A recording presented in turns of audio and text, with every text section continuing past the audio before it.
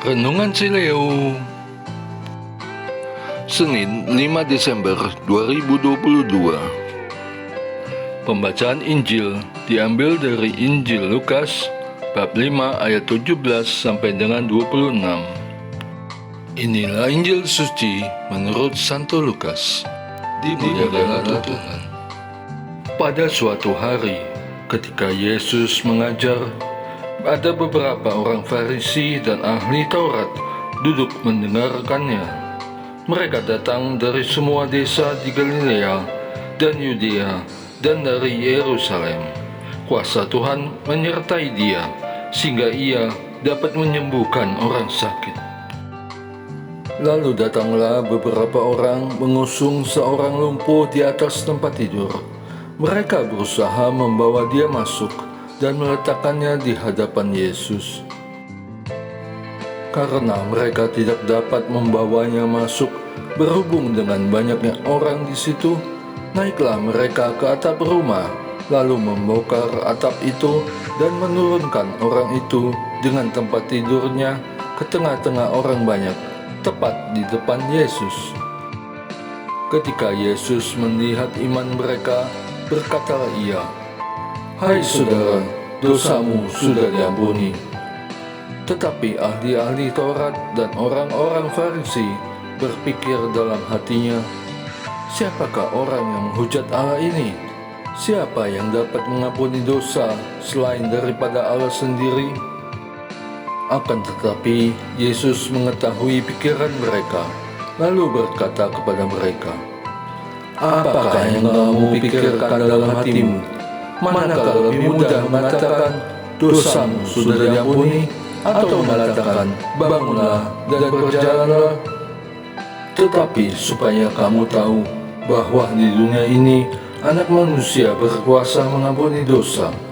Berkatalah ia kepada orang lumpuh itu, "Kepadamu kukatakan, bangunlah, angkatlah tempat tidurmu dan pulanglah ke rumahmu." Dan seketika itu juga bangunlah ia di depan mereka, lalu mengangkat tempat tidurnya dan pulang ke rumahnya sambil memuliakan Allah. Semua orang itu takjub lalu memuliakan Allah, dan mereka sangat takut. Katanya, "Hari ini kami telah menyaksikan hal-hal yang sangat mengherankan." Demikianlah sabda Tuhan. Terpujilah Kristus. Dosamu sudah diampuni.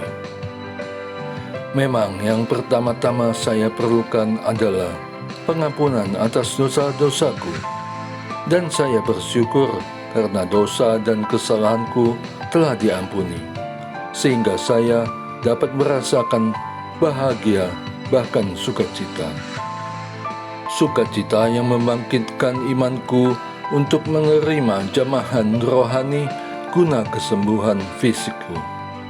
Memang imanku telah menyembuhkan, tapi yang terutama adalah keselamatan jiwaku, karena dosaku telah lebih dahulu diampuni. Dengan pengampunan yang saya terima, maka saya dapat masuk dalam kemuliaan Allah. Apapun atau bagaimanapun kondisi fisikku, pasti akan Ia ubahkan. Tidak perlu saya pertanyakan lagi apakah akan disembuhkan, asalkan saya memperoleh pengampunan dan pengudusan, sehingga layak untuk menjadi tempat semayam Sang Tabib Agung, Yesus Kristus. Doa. Allah Bapa yang Maha Kasih, aku bersyukur karena Engkau telah mengampuni dan menyembuhkanku. Tinggallah di dalamku dan aku akan menjadi baik. Dengan pengantaran Yesus Kristus, aku berdoa. Amin. Et Maiorem Dei Gloriam.